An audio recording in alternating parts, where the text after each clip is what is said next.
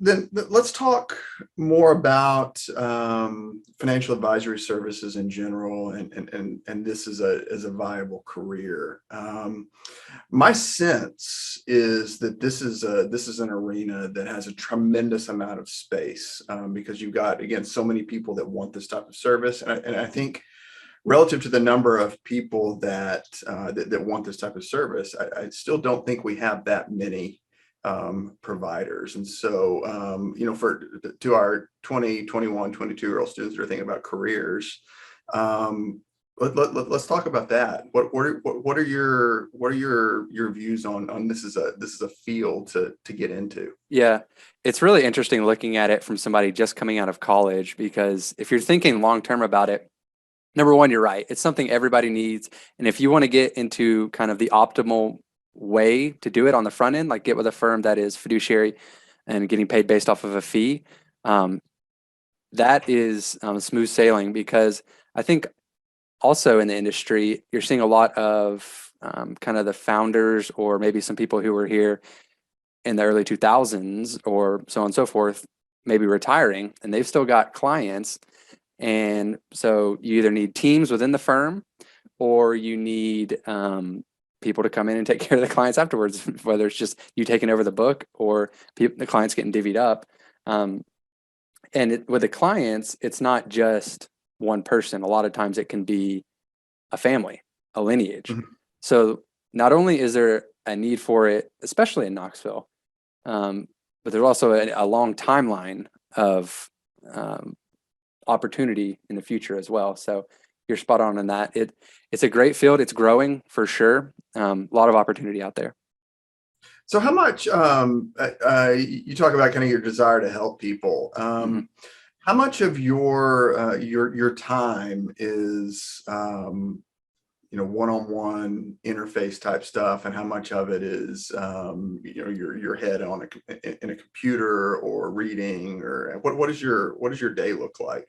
Right. So for me, at TVA, my previous job, probably 90% of my job was spreadsheets and then talking to people. And especially as we worked from home at TVA, a lot of my job was simply just spreadsheets. And I'm pretty extroverted, so that played a part in the reason why I wanted to come to a place where you're sitting down one-on-one, developing relationships, talking to people. Having said that, since I am an associate advisor, you do have to kind of do what the grunt work, so to say, and make the plans, run the simulations, get all the stuff together. So the split would probably be, maybe for me right now, 60% doing spreadsheets, 40% in meetings. Okay. And when I say spreadsheets, that's in our software, making financial plans, which I'm passionate about. So it doesn't feel like work at all. Yeah. So Yeah. That's that's the kind of best the kind of split. work. The work that doesn't feel like work. I Exactly. think that's what everybody wants to find. And I think that I love my job at TVA. I learned so much, but this feels like a career for me. So Yeah. Well, we've talked a bit about various certifications, because it's for someone to make the choice to listen to what you have to say about their finances. There's a lot of trust that goes on there, and so I know that there's a few different routes that people can take in terms of having some sort of a stamp on themselves that says I'm certified to do what I'm doing. So where are you in that? What are the certifications that are either you have or that you're thinking about? Kind of where are we playing there? right. Yep. So I am a CFA charter holder. And for those of you who may not know, the CFA designation is kind of just as objective as possible, viewed as the gold standard certification in the finance space. I totally, yes, Okay, and thank you. that is as objective as possible. I mean, I would say the same thing. Okay. It is a gold standard thing. I mean, this is not an easy thing. So anyway, Okay. go ahead. I appreciate that. I don't want to. It's tough drawing that line between tooting your own horn and Yeah, kind of being yeah, objective. But so what the CFA is basically it's 3 tests across a very broad curriculum of investment related topics. I was looking through my books last night trying to think back on everything I studied. It's accounting, stats, especially level one. It's basically like a college curriculum with stats, econ, corporate finance, accounting, stock valuations, you name it, it's in there. So each test you have to pass to move on to the next one. And the tough part is you're kind of graded. It's a kind of a black box exactly how they come up with the passing score, but to a degree, you're kind of competing against the other people taking the exams. So it's a little bit anxiety inducing, a little bit cutthroat. So by the time you get to the end, it's really the smartest people who are left at level three. So it can be kind of cutthroat in that manner. We're talking roughly a 3-year process here. If you pass on the first try on each of these exams. Yes. So I was fortunate enough to pass on the first try, but if they've changed it up now, but it used to be, it was just once a year, every June. And when I took it, I could take level one in December, but now they've gone to computer-based testing where I think you can take each level maybe a couple times a year. So it's gotten better in that regard, but the level one passing score has actually gone down to 25% or something. And there's plenty of theories on why that's happened, but it's a very rigorous curriculum. My study schedule, so level one is its own beast, but level two and level three are something completely above and beyond what level one was. My study schedule for level two was wake up in the morning for an hour and a half before work, and then 3 to 3.5 hours when I got home, and that was for 5 straight months, and I did not miss a single day. So it was really like you put your whole life on hold and dedicate every single ounce of free time you possibly have to this exam, especially for level two. I was listening to tapes on the way to and from work. It was like every single second. And then same thing on level three, except for level three, I was 4 months into the first time and I got postponed. So basically I had to start over at scratch from the very beginning and then study for 6 months, which is the typical length of how long you're supposed to study for the CFA. So it was quite a journey. I'm very grateful I made it through it, but a lot of people will ask me if I would recommend it to other people, and it's a really tough question. It's not easy. I can kind of go into the pros and cons of going into the journey in the first place and kind of comparing it to like a master's program if you want. Yeah, well, let's just talk about the usefulness first of all. I mean, this my sense has always been CFA. If you're gonna manage a large portfolio or something like that, if you're gonna do like large scale wealth management, or you're gonna work for an institutional investor where you're making portfolio type decisions, that's sort of the certification. Is that kind of the way you think about it? Yes. If you go to any of the BNY Mellon or any of the BlackRock or the big portfolio managers, you will typically see CFA behind their name. And it really, a lot of those fields, it's kind of like, if you don't have that, are we really going to hire you to a degree? Which I don't know if that's fair or not, but that's generally the sense of how it can be.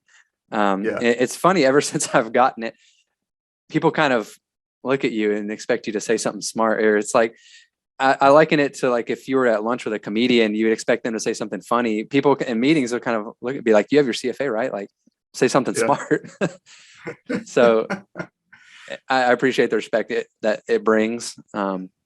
It's great. And I think, in terms of careers, I think for someone that wants to be deep in the weeds of the actual investment process, I mean, that's the standard. That's what they get. But that's not the investment process is only kind of a slice of what you do. And so you've got the in what you're doing now, you've got the client relationship aspect. And so it's a much more, I would say, seems to be a much more balanced across different things type of role, which gets you into a different type of certification that I think the CFA probably helped you for. But you're doing something different now, right? Yes. So I'm studying for the CFP right now, and I was kind of looking back. And that's Certified Financial Planner, CFP. Yes. Certified. Yes. Sorry. I was kind of looking back on some of the toughest topics that were in the CFA, and it was like currency, futures, forwards, all kinds of derivatives, swaps, you name it, all kinds of bond valuations that you want to do. So now I've kind of switched gears. I'm studying for the CFP, which is, today I was looking at whole life insurance versus variable life insurance, and or the taxation of all kinds of different accounts. How do trusts work? How does estate planning work? What are the tax laws? So things that are a lot more for individuals than a CFA might be more corporate finance type of role. Yeah, well, I guess the CFP more or less sets you up to kind of be the one-stop shop for the individual. Yes, and that's kind of the goal. You want somebody to be able to come to you and you be essentially their CFO. You want to be able to say, you may not know about this, you need to focus on this. Here's kind of a blind spot in your financial picture. We're not just doing investing. That's kind of the easy part, if you will. A lot of people will say that's the tough part, but do you need long-term care insurance? Do you need all this other kind of insurance? Do you ever will? So there's a lot more to a personal financial picture than just the investments. Yeah. So, you mentioned behavioral finance earlier. I would think that especially in volatile markets, you get into situations where something happens and the client is inclined to react in a certain way. And so part of your role is to say, well, maybe, maybe that's an emotional reaction, and yes, there's some other things going on here that we need to back up and think about. And so you turn into kind of this life coach, I think. Yeah, and I really enjoy that aspect of it. I'm definitely a people person, but you are spot on. If somebody's retired, they're just kind of lounging around the house an hour. Maybe the S&P, I think it's down over 1.5% today. Mm-hmm. If they're looking at that, they might have a lot more time to focus on what's going on in the market, and it can really feel really heavy on their mind and their financial picture. And if you really zoomed out to the 1-year chart, a lot of times people are up 15, 20% for the year. And a lot of it really does go back to the psyche. And there's a lot of studies about, kind of what people are feeling, but at the crux of it, when someone's watching their account go down, it's not necessarily, oh, I'm going to lose my money. It's, I don't have control over this situation. I want control, AKA I want to sell and get my hands on what I can. And we know that as the market goes down, that's actually the best time to be buying. Buy low, sell high, right? So you do have to kind of be a coach. And it's really rewarding because people's minds don't naturally work that way. So you can really provide a lot of value. Yeah. Well, so back to the certification itself, though, going the CFP route. Yes. So I've just been kind of getting to know this process myself lately as I've talked to people who are in the middle of it. So my understanding is if you start from scratch, there's an educational requirement for the CFP that's something like the equivalent of 6 or 7 college level courses. Yes, and the financial planning, insurance, and estate planning, and all of these things. So something like that, 6 or 7 courses. So did you have to go through all of that, or did the CFA count for something? Right. So that process typically can take a year to go through all that education requirements. And to answer your question, no, I did not have to go through all that. So because I went CFA and now I'm studying for the CFP, they have an accelerated track. And I had to do the very tail end of the educational requirement, which is make a capstone, which is basically you get a fake financial planning family who has all kinds of issues and situations going on. You make a presentation about them, try to fix all their problems and get them on the right path, and you present it. So I had to do that. And then from then on, I've been studying. So now I'm on the final part. So when do you take your test? November 9th.